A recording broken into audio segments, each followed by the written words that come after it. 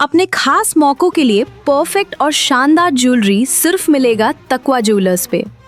आइए तकवा ज्वेलर्स, जहां आपको मिलेगा ऑथेंटिक टर्किश, दुबई और राजकोट डिजाइन्स का सबसे शानदार कलेक्शन।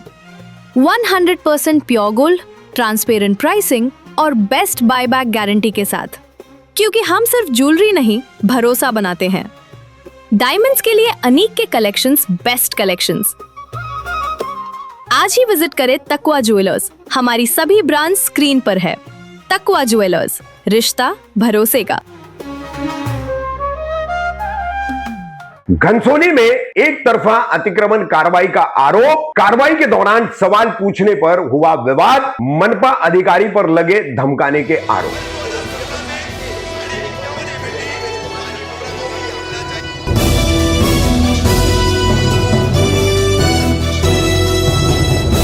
मैं रफीक कामदार, हिंदुस्तानी रिपोर्टर में आपका स्वागत है। 3 जुलाई को नवी मुंबई मनपा के घनसोली परिसर में स्थानीय वार्ड ऑफिस से तोड़ू कार्रवाई आई। तो सिर्फ एक दुकान के बाहर निकले हुए पतरे के शेड पर, जो छोटा सा एक पतरा बाहर निकला हुआ था बारिश से बचने के लिए, उस पर कार्रवाई की गई। तो इस दुकान को चलाने वाले राजेश नामी मालिक ने और उनके साथी ने इस पर सवाल पूछे कि आप बगैर नोटिस दिए कैसे कार्रवाई कर रहे हैं, और साथ ही यहां पर सिर्फ कार्रवाई कर रहे, अन्य और भी जगह पर अतिक्रमण है, इसी आसपास में अतिक्रमण है, उस पर आप नहीं कर रहे। तो इसी से आग बबूला हो गए मनपा अधिकारी कंसे, और उसके बाद इनके बीच विवाद हुआ है। विवाद के तमाम वीडियोस हैं और किस तरह से हुआ है वो वीडियोस के जरिए आपको पता चलेगा। और इस मामले को लेकर के पीड़ित दुकानदार का क्या कहना है। उन्होंने पुलिस में भी इस संबंध में संपर्क किया था, लेकिन पुलिस द्वारा पहले मनपा में शिकायत करो फिर हमारे पास आओ, ऐसा उन्हें कहा गया है। तो देखिए किस तरह से घनसोली में एक तरफा कार्रवाई को लेकर ये विवाद हुआ है।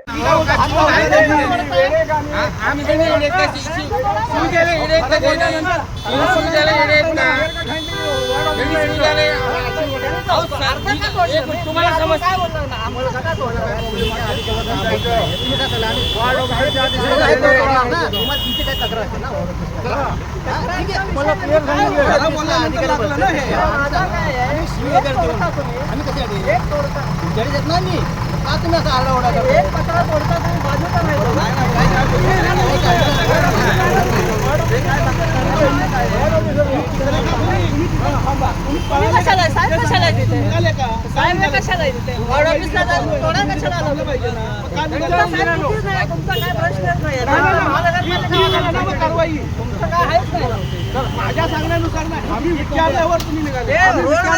फुटपाथवरती कुठे माझं घर प्लेन नाहीये, फुटपाथवर बनले ते तुटत नाही। तुम्ही पूर्ण करून जायला पाहिजे होतं, पूर्ण का नाही केलं? कधी तुटणार आहे? फुटपाथवर निघायचं, तुम्ही तोडलं ना। आता आम्ही त्यांचे पैसे भेटले, त्यांचं तुटत नाहीये। आमच्यानुसार आम्ही मागे तोडलं ते सांगा, ऐकून घेतलं। कारवाई पूर्ण करा।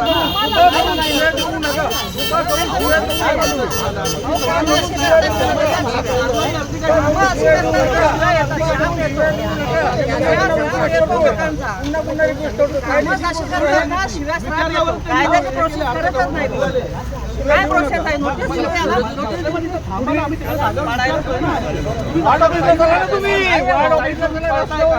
साहेब इथे आहेत ना।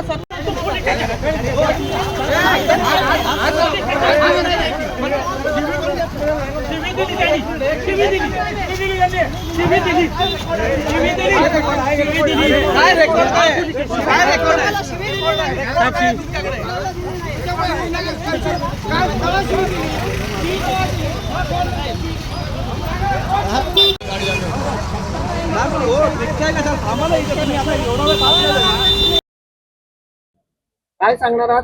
आज जो झालेला नवी मुंबई महानगरपालिकेच्या अंतर्गत करण्यात आलेला आहे, तुमचे व्हिडिओ समोर आलेले आहे, त्याच्यामध्ये अधिकारी तुम्हाला मारताना दिसले, नेमकं काय घडलंय, काय सांगणार? थोड्या वेळापूर्वी अतिक्रमणचे अधिकारी आले होते। आपल्या इकडे गारमेंटचा व्यवसाय आहे, तर आपण एक दरवाजात पत्रा लावलाय पाणी वगैरे येऊ नये म्हणून, तर तो पत्रा तोडला, तर त्याच्या आपण व्यत्यय आणला नाही त्यांच्या कामामध्ये। ते अधिकारी दुसऱ्याला इन्स्ट्रक्शन देतात की बाजूचं जे अतिक्रमण आहे ते तोडू नका, हेच तोडा। तर त्यांना हा प्रश्न विचारला आपण, बाबा का असं, तर तुम्हाला काय पैसे भेटतात का? तर ते आपल्या अंगावरती धावायला कॉलर वगैरे पकडून दादागिरी टाइप हे करत होते।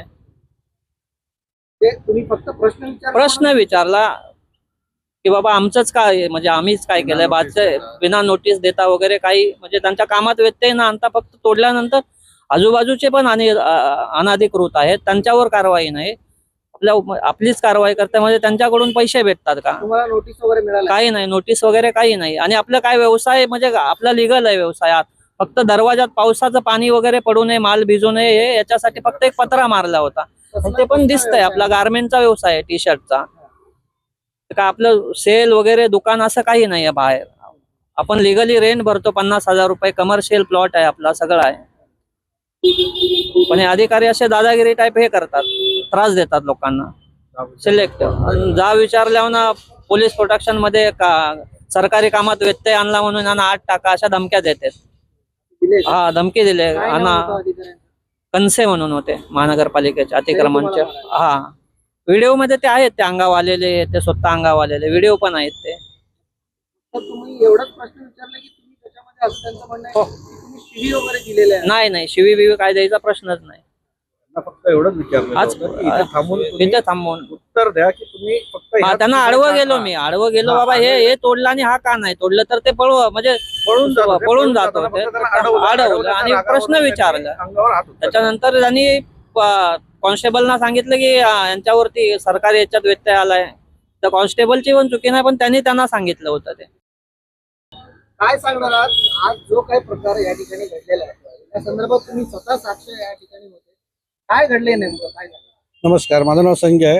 हा आपलाच व्यवसाय आहे साई एक्सपोर्ट. या ठिकाणी जी शेड होती, ह्या शेडवर कारवाई करण्यासाठी जी माणसं आली होती त्यांना श्री पाटील साहेब यांनी अडवण्याचा प्रयत्न केला की बाबा तुम्ही विदाऊट नोटीस देता कशी काही कारवाई केली, आणि जर आजूबाजूला न करता फक्त एकाच ठिकाणी का केली. सदर जो ऑफिसर आहे तो पळून जायला लागल्यामुळे साहेबांनी फक्त त्याला अडवलं की इथे उभं राहून तुम्ही उत्तर द्या की तुम्ही का करताय, फक्त ह्याच याच्यावर कारवाई करताय, बाकी ठिकाणी का नाही करताय.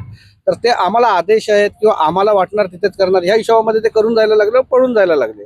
पळून जाताना फक्त ह्यांनी त्याला अडवलं. त्या अडवण्याच्या रागावरून ह्यांची कॉलर वगैरे पकडून ह्यांच्यावर मारहाण वगैरे करण्याचा प्रयत्न केला त्यांनी, आणि ह्यांच्यावर खोटे आरोप टाकले की ह्यांनी शिवीगाळ केला. जे की व्हिडिओमध्ये तुम्ही कुठेही बघाल तर त्यांनी शिवीगाळ केलेला नाहीये. आमचं फक्त एवढंच म्हणणं आहे की तुम्ही जर कारवाई करत होतात, प्रश्न विचारल्यावर तुम्ही पळून का गेलात, आणि जर कारवाई करत होतात तर कारवाई पूर्ण का नाही केली, ती अर्धवटच सोडून का गेलात तुम्ही. तर माझं म्हणणं एवढंच आहे की त्यांचं सरळ आहे की जिथून त्यांना मिळत आहे तिथे कारवाई करायची नाही आहे, जिथून नाही मिळत आहे तिथे त्यांना कारवाई करायची आहे.